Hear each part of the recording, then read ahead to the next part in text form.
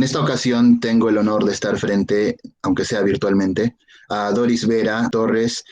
Ella es académica, ella es docente universitaria, estudió literatura en la Universidad Nacional Mayor de San Marcos y es docente en la CEPRE Uni y también en la Dirandro. Ha publicado artículos en Lima Gris, en La Mula y en otros medios de difusión nacional. Y además tiene un amplio conocimiento en distintas ramas, como en filosofía, en política y en ciencias. Doris amablemente ha accedido a esta entrevista y unas palabras iniciales. Primero quiero decirte gracias, Doris, por aceptar esta entrevista y quizá quieras dirigir unas palabras para empezar. Y bueno, quiero agradecerte por haberme convocado para esta entrevista y también a los demás. Un abrazo muy fuerte, espero que les vaya muy bien en sus carreras. Muchas gracias, Doris. La primera pregunta es inevitable. Durante estas últimas elecciones presidenciales, ¿por cuál de los candidatos votaste en segunda vuelta? Por Keiko, por Keiko. ¿Tu elección se debió a simpatías con Keiko Fujimori o fue un voto de rechazo a Pedro Castillo? De rechazo, yo jamás en mi vida pensé votar por Keiko, pero después de analizar la situación llegué a la conclusión que era la única alternativa viable para mí.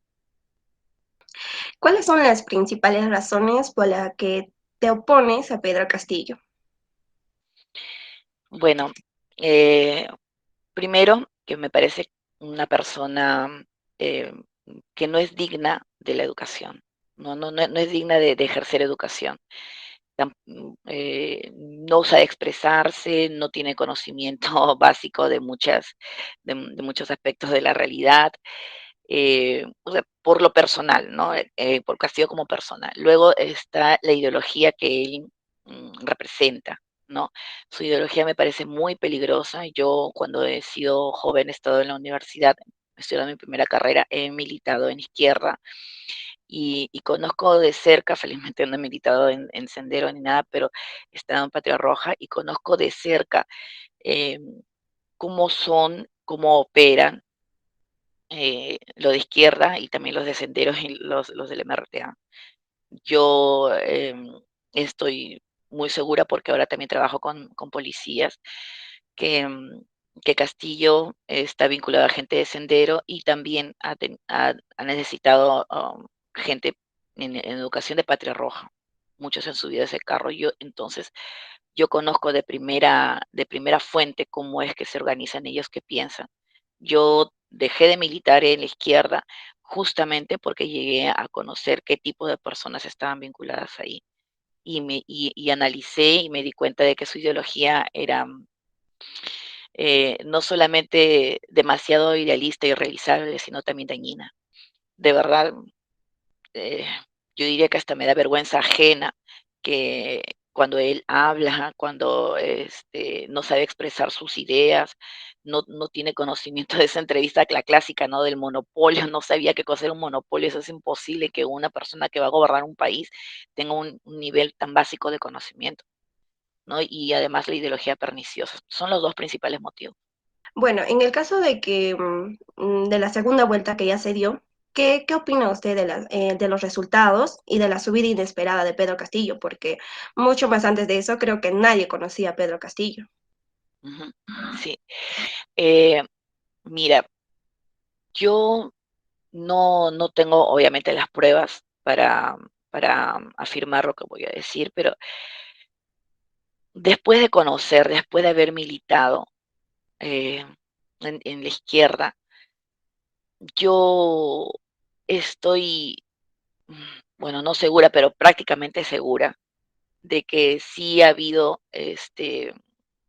bueno, llamémosle fraude en mesa, pero yo en realidad diría que eh, han aprovechado, han aprovechado los resquicios, ¿no? Los vacíos de la democracia, han aprovechado los lugares remotos para hacer lo que quieren, porque realmente sí se puede hacer lo que se quiere en un pueblito muy alejado y se puede desde obligar a las personas, desde convencer a las personas para que voten de una sola manera hasta cambiar los padrones. Es demasiado fácil.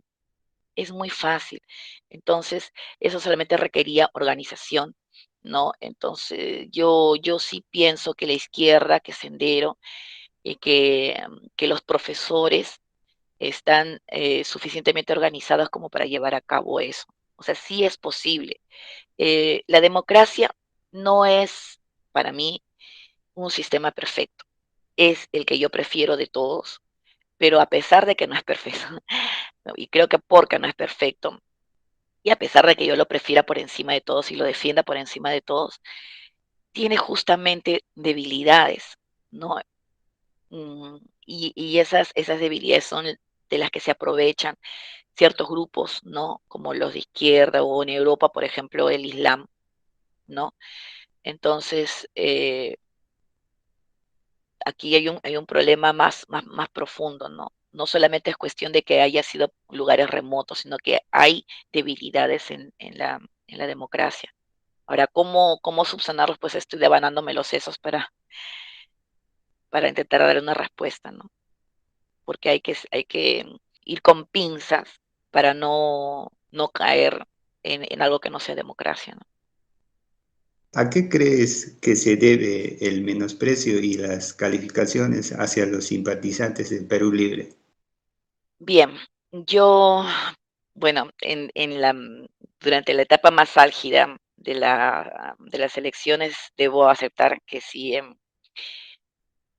cuando he debatido con ciertas personas, sí he perdido el control, digamos, completo de mis emociones. He estado muy vinculada emocionalmente a esto y sí he insultado. Entonces, yo te puedo decir los motivos por los cuales yo he insultado y que supongo que son los mismos eh, que tienen muchos, debe haber otros también, pues, ¿no? Muchas de las personas por las que han votado por Castillo, si es que eran de izquierda, eh, ya, digamos, nunca en ningún momento antes habría podido yo debatir sobre política, porque son personas que han estado muy cerradas, ¿no? Em, y que realmente creen que se puede y que es bueno hacer lo que Castillo dice, ¿no? Entonces ya por ahí siempre, yo ya las vi como cerradas. Ahora, las que inicialmente no habrían votado por nada por Castillo, de repente, eh, cuando decidieron votar por él, yo no consideré, no vi en sus argumentos ningún sustento que sea lógico, que esté basado en la economía, en el conocimiento político. No, lo que yo veía era una ilusión candorosa, esa ilusión que yo tenía, por ejemplo, cuando entré a la universidad y me metí a un grupo de izquierda. O sea, no había análisis económico para nada. Yo no soy economista, pero sí me parece que si es que uno analiza cómo es que ha resultado la economía en países en los que se ha llevado a cabo un plan similar al que tiene Perú libre, se ha ido al traste todo. Entonces, em, sería inviable llevar algo de eso aquí.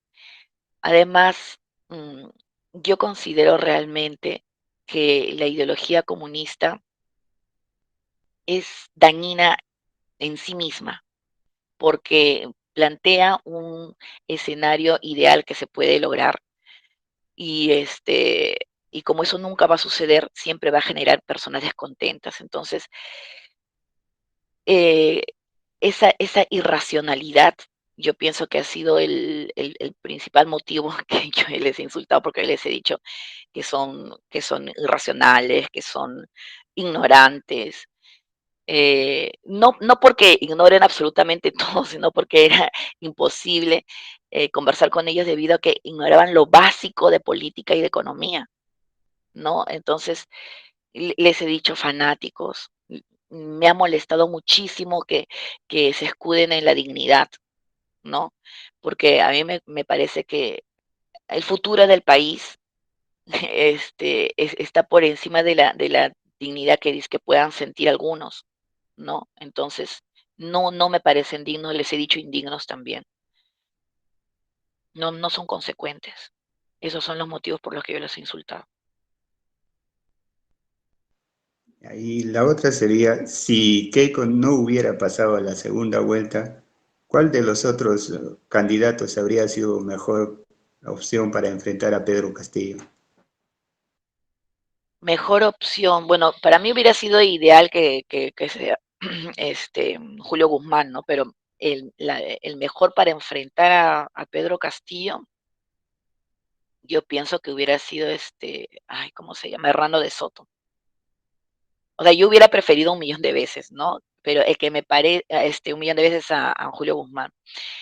Pero el que tenía mejor manejo, mm, mejores contactos, mejor desenvolvimiento, digámoslo así, menos anticuchos o menos el rechazo popular, me parece que era Hernando de Soto.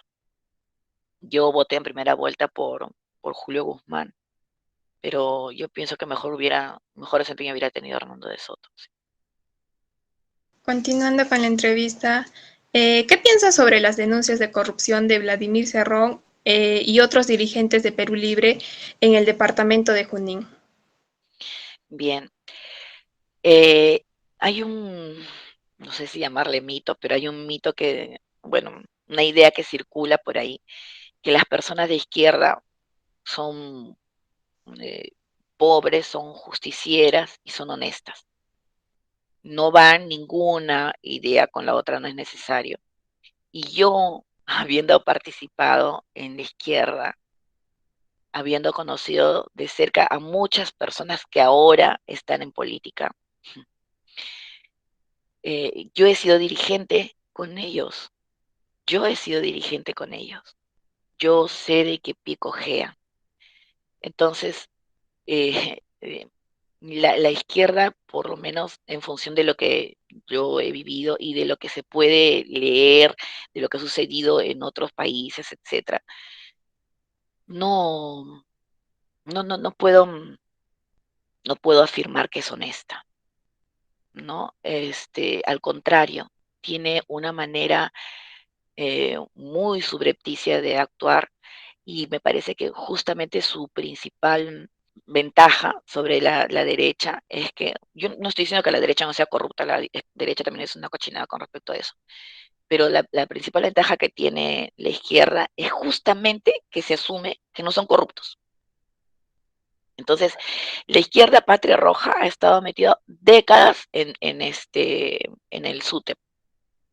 ¿Cuánta corrupción hay en el SUTEP? Es increíble, ¿no? En San Marcos también ha habido corrupción en la izquierda y cada vez se ha visto, a medida que la tecnología, que los medios se han ido haciendo, digamos, más al alcance de todos, se ha, se ha, se ha destapado un montón de anticuchos, digamos así, en San Marcos, ¿no? Entonces, la izquierda no procede de manera honesta. La izquierda tiene una manera particular y muy peligrosa de aplicar la corrupción y de corromper. O sea, yo no estoy diciendo que hay mejor corrupción, peor corrupción, sino que la manera en que ellos son corruptos me parece más vil que en otros grupos, ¿no? Yo no, como le dije, no tengo pruebas, pero yo estoy prácticamente segura de que, de que Cerrón efectivamente es responsable de lo que se le acusa y seguramente de más. No he conocido algún dirigente importante de izquierda que no sea corrupto. No he conocido. De repente lo hay, pero no creo que sea el caso de Cerrón porque hay indicios, ¿no? No está probado completamente, pero hay indicios. Me parece que hay más probabilidades de que sea cierto de que no. Lo que no exime que Keiko sea corrupta, pues no, Keiko es corrupta, eso sí, definitivamente, ¿no?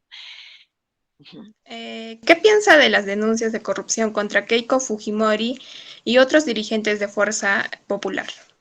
Yo pienso que hay motivos más que suficientes para asumir porque hay más del 99.999 pero puro por ciento de probabilidad que sean ciertas, pues, ¿no?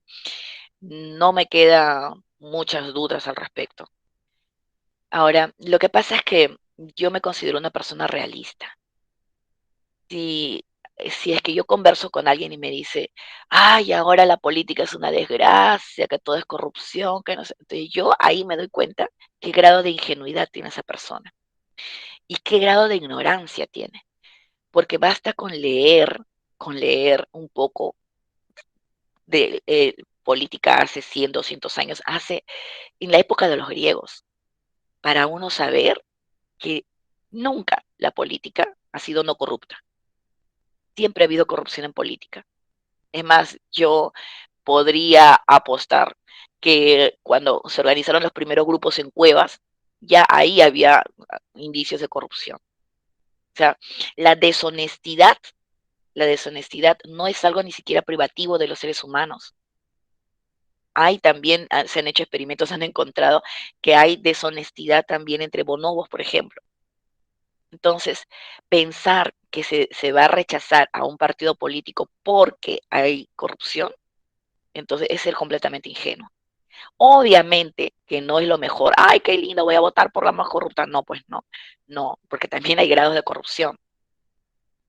Pero no me parece un motivo suficiente, válido, racional, para que en este caso que hemos estado frente a una disyuntiva tan grande, se opte por aparentemente ser dignos. No, ese ser ingenuo e ignorante. Ingenuo con respecto a que cree que puede ser que un partido no sea corrupto. E ignorante porque eso requiere no haber leído. No me parece dable, racional, cogerse de eso. Asumir que no voy a votar por Keiko porque es corrupta es asumir que el otro no es corrupto y se van a dar contra la pared. Siguiendo, ¿consideras fundadas las acusaciones de fraude presentadas por Fuerza Popular? Como les decía, no tengo pruebas que sustenten eso, pero yo pienso que es muy probable que sí. La izquierda, de repente no toda, y yo no estoy diciendo que Fuerza Popular no haya hecho trampa esta u otras elecciones. Yo he leído estas elecciones como una especie de duelo de corrupción. ¿Quién ha sido el más vivo? ¿Quién ha podido em, sacar mejor provecho a los vacíos del sistema, a los vacíos de autoridad en el Perú, en las distintas provincias, ¿no? Yo pienso que ha sido así. De repente el tiempo me ha permitido, me ha permitido ver cómo ha dado vuelta por lo menos una vez el mundo, ¿no? Y gente con la que, como les decía, con la que yo he sido dirigente, están envueltas en tantos actos de corrupción ahora que yo no sé, de verdad me gustaría pensar que hay alguno que no, que de los que se quedaron, ¿no? Y operan y tienen una manera precisa de operar. Ahora, yo no he militado en Sendero, Patria Roja ya era en sí organizada, pero con la militancia, no sé, pues con la ideología, con los sentimientos que involucran los senderistas en sus acciones, a partir de sus ideas, yo pienso que sí es posible, es más, es probable hayan, que haya habido una red que operaba muy bien. Además, es que digamos, los que son punta de lanza ahí son los maestros. Y si hay dos profesiones que llegan a cualquier parte del país, incluso más que los policías y los militares, son los maestros y los enfermeros, los doctores, los enfermeros sobre todo. Entonces, tienen las personas, tienen los recursos, porque no se necesita mucho dinero para hacer eso. Cuando se tiene conquistado el cerebro y el corazón de las personas, no se necesita invertir dinero en ellos, no se necesita. Es más, esas personas van a ponerle su plata. Han tenido mucho tiempo para conquistar los corazones y los cerebros de los maestros. Con Pedro Castillo como nuestro presidente, ¿cuáles serían sus expectativas respecto a este gobierno? Bueno, se puede tener expectativas positivas y expectativas negativas. Mis expectativas negativas es que no vamos a ir al diablo.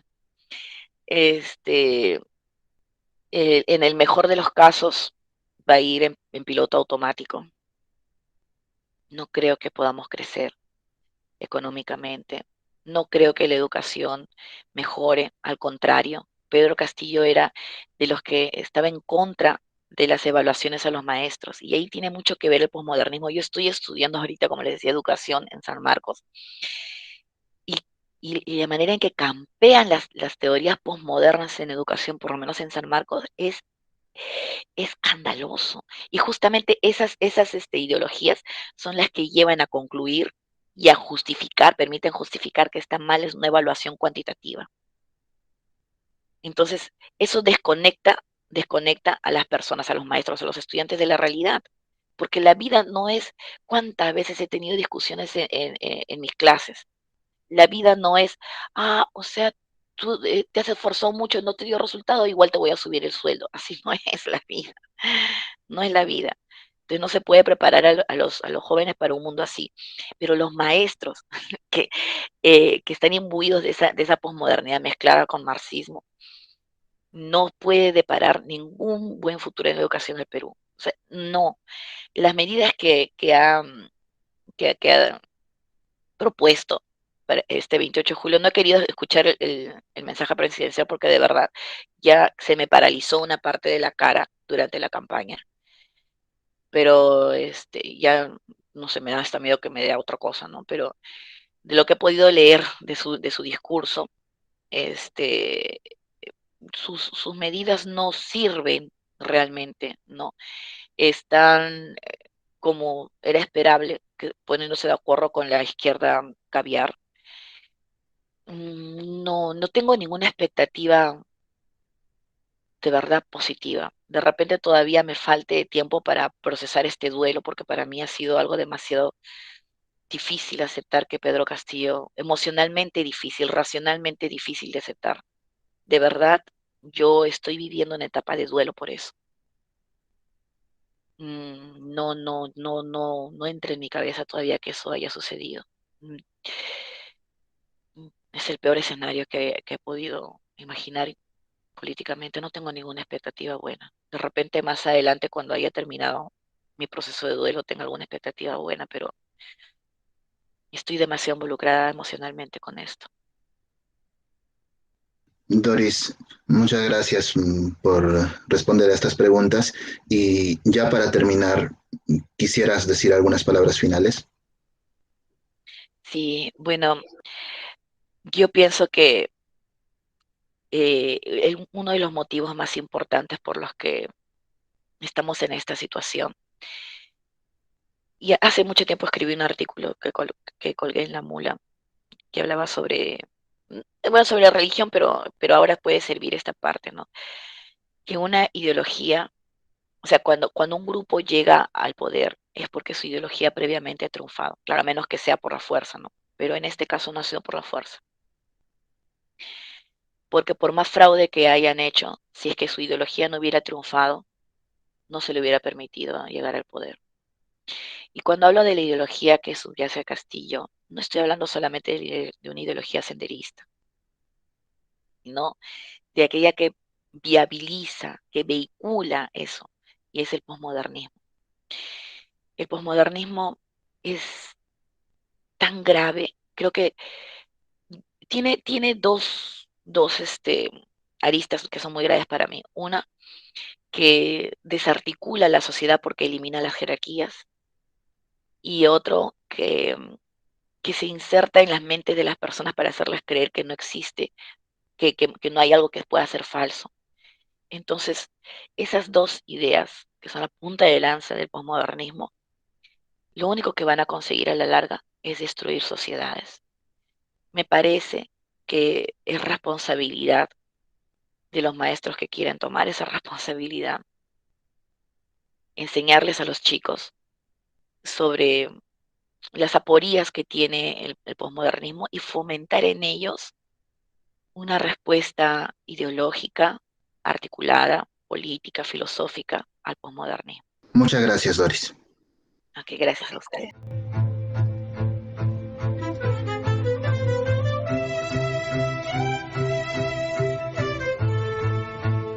Hoy tenemos el agrado de entrevistar a Franco Wilson Aguilar Enríquez, que es bachiller en Historia en la Universidad Nacional de San Agustín y también trabajó como docente en el Colegio Jean Jarcis de Hunter y también es periodista en la Radio Victoria.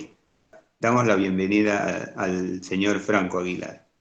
Buenos días, chicos. A la disposición de las interrogantes, anexaré. También estoy estudiando la maestría de Gerencia Social y Recursos Humanos. Estamos en el segundo año. Comencemos, pues, entonces. Durante estas últimas elecciones presidenciales, ¿por cuál de los candidatos votaste en la segunda vuelta? Por el hoy actual presidente José Pedro Castillo Terrones. ¿Tu elección se debió por la simpatía con el Pedro Castillo o fue por un voto de rechazo a Keiko Fujimori? La votación hacia él primero es por la esperanza y cambio que tiene una cantidad importante de personas. Eh, Usando también la memoria histórica, no se puede dejar de lado que la otra candidatura, la de la señora Fujimori, está vinculada a temas, hablamos de corrupción, hasta de asesinato, hablando de el origen de la dictadura fujimorista de los 90. Así que podría ser que es una entremezcla de dos cosas. Uno, ver la esperanza de cambio reflejado no en una persona, y espero que así no sea, sino también en todo un grupo que puede denotar al final que es el grito de esperanza de las zonas más alejadas que han encontrado en él. No es que nosotros vivamos en zonas alejadas, pero podemos tener la empatía y por el trabajo que he tenido, que tengo, el contacto con diversos tipos de personas, me permite ver que muchos siempre han querido un cambio, siempre han querido una esperanza. Habrán errores, como alguien diría, pero se corrigen en el camino. Y si algún momento no funciona lo que han tomado en decisión una mayoría importante de peruanos, también las cosas no son definitivas. Pueden haber cambios, pero se da esa oportunidad, yo creo, al señor Castillo Terrones, porque es esa esperanza y cambio que una cantidad de personas lo ha visto así y lo compartimos de alguna manera. ¿Cuáles son las principales razones por las que decidiste oponerte a Keiko Fujimori? Bueno, como lo dije en la anterior pregunta y saludarte, Alexandra, el tema exclusivo es del ámbito desde la memoria histórica. Nosotros, espero la mayoría son de la Facultad de Ciencias Técnicas Sociales, me imagino Berben son hasta de historia. Entonces, las circunstancias del aprendizaje político, social, histórico ha demostrado que la corrupción del fujimontesinismo estaban presentes en esa candidatura. En esa candidatura donde estaba reflejada la presencia de Montesinos, del mismo Fujimori y de una infinidad de asesores, acompañantes que han estado en el tiempo de la dictadura de Fujimori, así que era más que natural, muy aparte de las investigaciones que tiene la señora Fujimori actualmente, que era casi imposible darle un apoyo a pesar de que la señora ha sido disfrazada con el tema de la que era una democracia, pero cosa que tampoco era cierto. Entonces, desde ahí el punto de vista para no darle un apoyo a la señora Fujimori en ámbito de una decisión electoral. ¿Qué opinas de los resultados de la primera vuelta electoral y la subida inesperada de Pedro Castillo? Para las personas, te lo voy a poner así, que están acostumbrados a ver las encuestas, para ellos ha sido, parece una subida muy extraña, casi sorprendente que él aparezca en primera vuelta siendo el primero. Pero quienes trabajamos en medios de comunicación, internamente manejábamos que había un crecimiento del señor Pedro Castillo, que no eran reflejados en las encuestas que salían a nivel nacional. Al menos esto lo conocíamos los que trabajamos en medios de las zonas de las regiones o de las provincias. Sabíamos de su crecimiento, pero cuando tú lo mencionabas, muchos te decían que no era cierto, que no es factible, las encuestas no dicen eso. Mm, De mi parte, no fue una sorpresa de que pudiera llegar hasta el primer lugar. Tenía mis dudas, no sé si iba a llegar segundo o tercero, pero sabíamos del crecimiento del señor Castillo Terrones y ya simplemente se terminó de definir con los resultados de primera vuelta y verlo en primer lugar. ¿Qué es lo que usted opina de los comentarios que se realizan hacia Pedro Castillo? Como comentarios que realizan como es terrorista, que no está apto para gobernar. ¿Qué es lo que usted opina sobre ese asunto? Estas circunstancias de que no pueda gobernar, creo que nadie ha nacido sabiendo. Cometer errores de repente, él no es ningún experto, eso se ha notado, y quienes lo acompañan tampoco son unas personalidades distinguidas, pero poner el detalle de que antes siempre te han puesto personas que de repente son maestristas, doctorados, PhDs, mucha experiencia, tampoco han demostrado resultados. Ahora, entonces, que el señor esté en el gobierno, vamos a ver cómo se desarrolla. Si un momento habrá que hacer una crítica constructiva, se tiene que hacerla. En el tema del terrorismo, son investigaciones que avanzan, que tienen que avanzar, que son cuestionables, sí.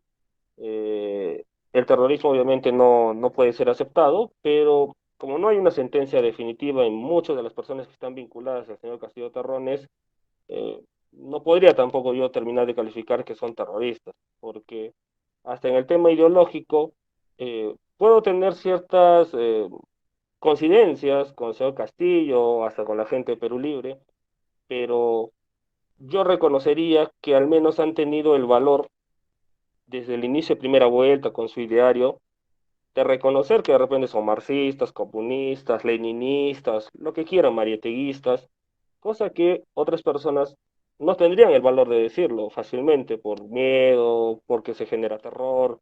Hasta los que están en el lado de la derecha tampoco dicen soy derechista, solo hablan de que es un libre mercado, la democracia, pero muy pocos también se definen si son de ultraderecha, derecha ultranza, entre otras vertientes que puedan existir. Eso yo le puedo destacar y si lo dicen así, lamentablemente hay que ponerlo de la forma como para cualquiera de nosotros. Nadie es monedita de oro para gustarle a todos.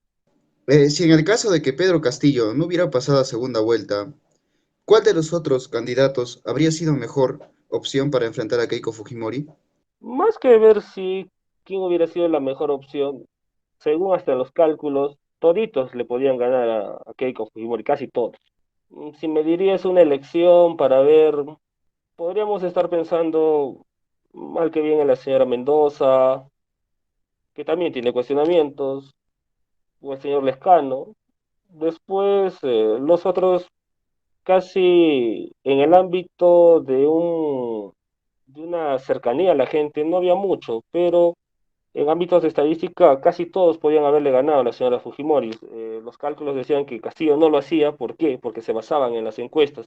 Pero eso también ha sido eh, una cachetada a la academia, como alguien diría, una cachetada a las universidades, a los profesionales, y una campaña diferente eh, consiguió un triunfo electoral que no estaba en los pronósticos. Así que en un último caso hubiera sido, me imagino, el señor o la señora Mendoza o el señor Lescano para un enfrentamiento más o menos también interesante en el ámbito de segunda vuelta. ¿Qué opina usted sobre las denuncias de corrupción contra Keiko Fujimori y otros dirigentes de Fuerza Popular? Bueno, esas denuncias siempre han estado presentes. José Domingo Pérez, el equipo correspondiente están continuando las investigaciones. Si la señora fuera totalmente limpia hace mucho tiempo, estas circunstancias se hubieran desaparecido de su legajo o de su proceso judicial, pero continúan porque hay evidencias. No hay sentencia, ha llegado a tener una prisión preventiva, aún lucha por no llegar a la cárcel porque tiene 30 años.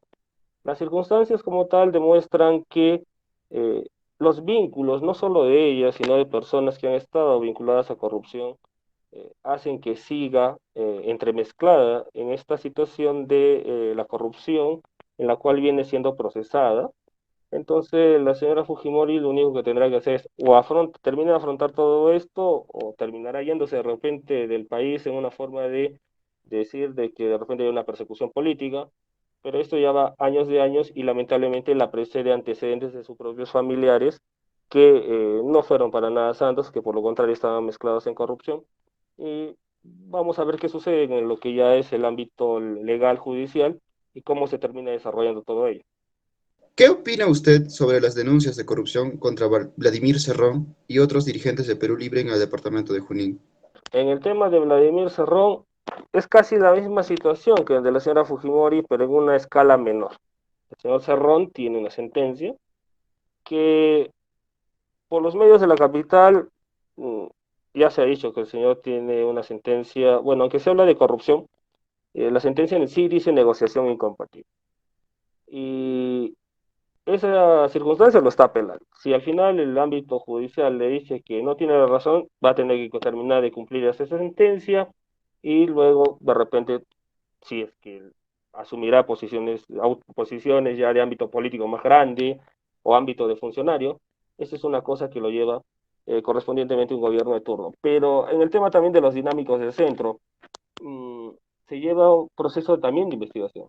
Sí, vamos a ver cómo se sigue desenvolviendo, porque es la hipótesis, como ocurre en el caso del fiscal Domingo Pérez sobre Fujimori, en este caso es la hipótesis de la fiscal, para indicar de que de una forma irregular, ilegal, han conseguido dinero para la posible campaña del señor Castillo, pero eso se tiene que demostrar. Por ahora siguen investigaciones, entonces eh, yo no puedo, en el caso de Cerrón podría decir, sí, él tiene una sentencia de negociación incompatible, que también algunos especialistas, no muchos, han dicho que la sentencia también sería, ha sido demasiado excesiva y hasta de repente con errores, pero bueno, eso ya lo definen los expertos, que vienen a ser tanto los jueces correspondientemente con los abogados, pero hay que esperar también cómo se desarrolla, si al final, si hay una sentencia en primera, segunda y definitiva, se dirá también pues que el señor ha sido y sus vínculos son corruptos, y si es que hay un vínculo, no en algún momento con el señor Castillo en el tema de la campaña electoral, pero por ahora todo es investigación. ¿Consideras fundadas las acusaciones de fraude presentadas por Fuerza Popular? Eh, las situaciones de fraude nunca tuvieron un sustento de peso, por no decir, acorde a los reglamentos que da eh, tanto podemos decir las normas de la Ley Orgánica de Elecciones, ni la misma Constitución, ni en las normas y reglamentos de la OMP del Jurado Nacional de Elecciones. Así que eh, pueden haber habido irregularidades, porque ninguna elección es perfecta, pero ya temas de fraude nunca lo han podido demostrar. Lamentablemente no hay unas pruebas contundentes para decir ha habido fraude, muy aparte de peticiones, que queremos acceder al padrón, que queremos comparar firmas. Entonces, todas esas circunstancias son solo tipo de acusaciones al aire que no tienen un sustento y asidero legal, por eso es que al final lo único que consiguieron es dilatar el proceso electoral y se ha visto reflejado los resultados que hoy se tienen ya con las autoridades que han juramentado, proclamado y que están en la dirección del país. ¿Qué expectativas tienes del gobierno de Pedro Castillo que está comenzando? Las expectativas son interesantes del señor José Pedro Castillo Terrones. Se equivocará y si se equivoca muy fuerte habrá que corregirlo, habrá que criticarlo, pero tampoco podemos ser de pedirle soluciones de un día para el otro. Entonces, porque hay un enfrentamiento también no solo del tema de resolver el problema de la gente, de la sociedad en su gran mayoría, sino hay un enfrentamiento político. Y el enfrentamiento político va a estar ahí presente. Otra vez caemos en la situación de que el Ejecutivo se enfrentará al Legislativo y viceversa, el Legislativo se enfrentará al Ejecutivo. Es una tarea muy difícil, hay escollos muy grandes que surcar y creo que al final debe ser la sociedad, si ve que termina apoyando definitivamente al señor Castillo, o de repente un momento también le dirá, no pudiste con lo que se te encomendó, pero también se verá cuál es el desarrollo tanto del poder ejecutivo y legislativo para ver si han querido trabajar coordinadamente en favor de la sociedad o solo hay enfrentamientos políticos que no nos van a ayudar en el pasar de los meses y en el pasar de un año mínimamente para saber ya el panorama definitivo. Finalmente, ¿hay algo que te gustaría agregar para dar por concluida la entrevista? Bueno, la sugerencia más para ustedes, yo personalmente les digo, traten de informarse, con diferentes medios alternativos. Sí, no solo hablo de redes sociales, ¿no? Mucho cuidado, porque en redes sociales sale de todo. Traten de escuchar radios locales. Hay de todo, o sea, no es que todos estén a favor de Pedro, en contra. Esto les va a ayudar, porque estar viendo puro medio nacional, televisión nacionales, eh, no ayuda mucho. Ellos están parametrados en una línea. Me imagino que cuando a ellos accedieran a los pedidos o qué otros intereses tengan, de repente se calmarían también con el gobierno de Pedro Castillo, pero mi recomendación es que se informen también con medios locales, de acá de Arequipa o de donde se encuentren, todo lo posible. Eso les va a dar un panorama diferente y no solo de repente aceptar lo que dice Lima, y a veces es tan fuerte la influencia todavía de los medios de Lima que está generando siempre esta división en la gente, esta polarización de muchas cosas que termina afectando a los peruanos y al país, y que esperemos que se pueda solucionar. Muchas gracias, Franco. No, gracias a ustedes.